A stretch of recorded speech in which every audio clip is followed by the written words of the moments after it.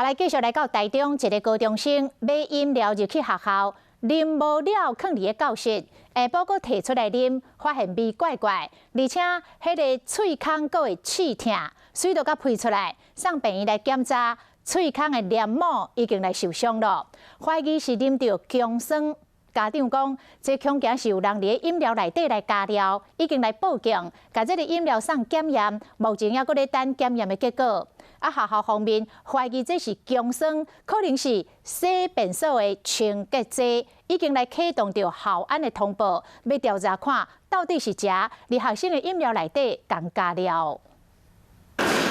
学生啊，真爱啉凉的，到一个高中2年的学生，炸一罐饮料去教室，下早无啉完，下晡才佫摕出来啉，想到喙孔擦擦痛痛，饮料的味道怪怪，一水喷出来。去互病院检查，发现口腔黏膜去烫着伤，医师怀疑是去啉着强酸。我们在等警方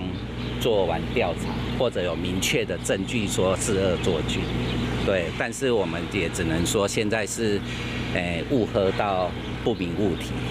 下早啉凉的无代志，先怎下晡啉就出代志。学生的家长怀疑是有人伫咧内底乌白掺物件，所以报警处理。在学校发生这种事，家长一定很担心啊，恶作剧啊，是安怎啊？到底是什么原因？检验报告还未出来，不过学校怀疑强酸水可能是学校路便所的清洁剂。学校强调，清洁剂拢是由卫生组长领去，卖登记名，用刷埋锁伫咧工具室内底。 即马开始做调查，很正常，没有